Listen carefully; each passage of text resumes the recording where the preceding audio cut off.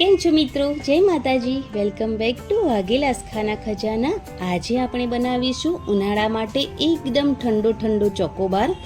તો ઘરમાં જ રહેલી વસ્તુમાંથી બનાવીને રેડી કરીશું તો ઓછા ખર્ચામાં ચોકોબાર બનશે અને ખાવામાં મોજ પડી જશે. તો તમને જો મારી રેસીપી ગમે તો રેસીપીને લાઈક કરજો, શેર કરજો અને કોમેન્ટ જરૂરથી કરજો અને મારી ચેનલને સબસ્ક્રાઈબ જરૂરથી કરજો. તો ચાલો શરૂ કરીએ. તો અહીંયા મેં 500 ml ફૂલ ફેટવાળું દૂધ લીધું છે. આ દૂધની સાથે 1 વાટકી ભરીને મિલ્ક પાવડર એડ કર્યો છે અને 2 ચમચી કોર્નફ્લોર એડ કર્યો છે. આ ત્રણેય વસ્તુને મિક્સ કરી લેવાની છે. એકદમ સારી રીતે ગાંઠા ન પડવા જોઈએ.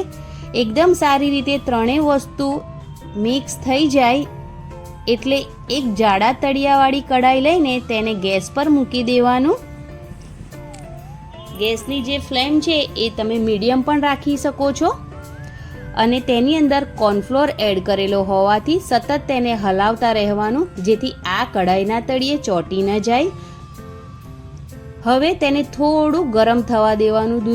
દૂધ થોડું ગરમ થઈ જાય એટલે તેની અંદર આપણે ગળપણ માટે ખાંડ એડ કરીશું. તમે ખાંડ, સાકર કંઈ પણ એડ કરી શકો છો. તો તમને જે પ્રમાણે ગળપણ જોવે તમે તે પ્રમાણે તેની અંદર ખાંડ એડ કરી શકો છો. તો મેં અહીંયા 3 ચમચી જેટલી ખાંડ એડ કરી છે. આ જ રીતે આપણે તેને હલાવતા રહીએ.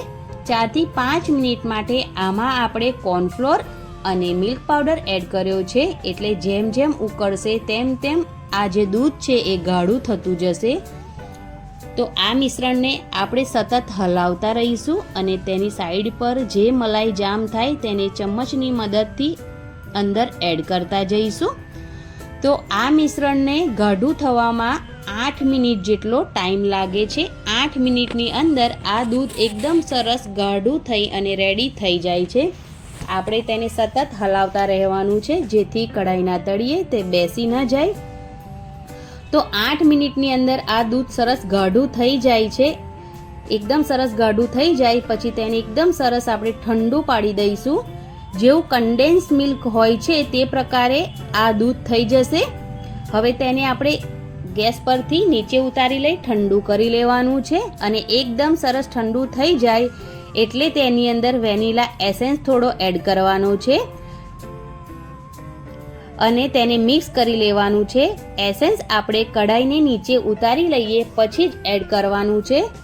તો થોડી વાર પછી એકદમ સરસ ઠંડુ થઈ જશે તો તમે જોશો કે આ મિશ્રણ થોડું વધારે થીક થઈ ગયેલું હશે. હવે આપણે તેમાં મલાઈ એડ કરવાની છે 1/2 વાટકી જેટલી. એ ના હોય તો તમે રેડીમેડ મલાઈ પણ એડ કરી શકો છો. હવે આને મિક્સરમાં નાખી મિક્સ કરી લેવાનું છે. તેને સારી રીતે ગ્રાઇન્ડ કરી લેવાનું છે એકદમ સ્મૂથ. તો બધું જ જે મિક્સર છે તેને મિક્સર જારમાં એડ કરી દઈશું અને પીસી લઈશું. તો હવે એકદમ સરસ પીસાઈ ગયું છે અને એકદમ સ્મૂથ પેસ્ટ બનીને રેડી થઈ ગઈ છે. તો હવે આપણે તેને મોલ્ડમાં ટ્રાન્સફર કરીશું.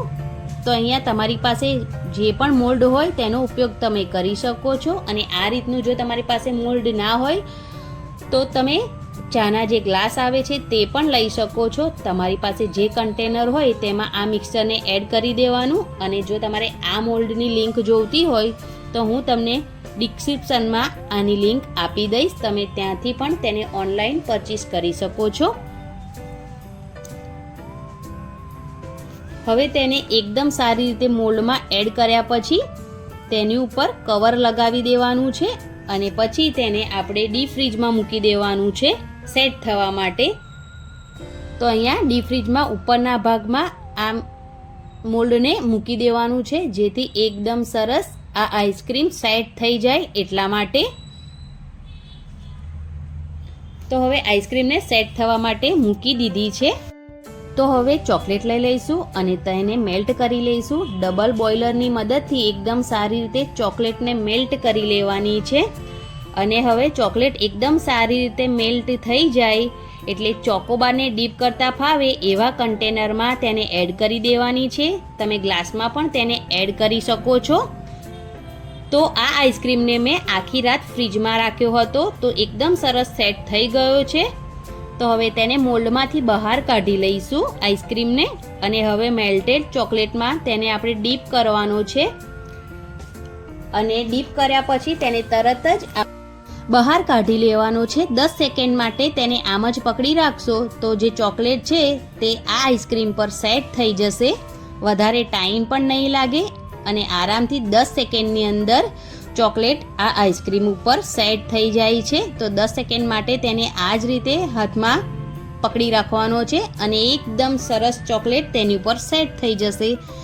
તો તમે હવે જોઈ શકો છો કે આઈસ્ક્રીમ પર ચોકલેટ એકદમ સરસ સેટ થઈ ગઈ છે. અને ઘરમાં જ આજે આપણે એકદમ ટેસ્ટી ઠંડો ચોકોબાર બનાવીને રેડી કર્યો છે, એ પણ એકદમ ઓછા ખર્ચે.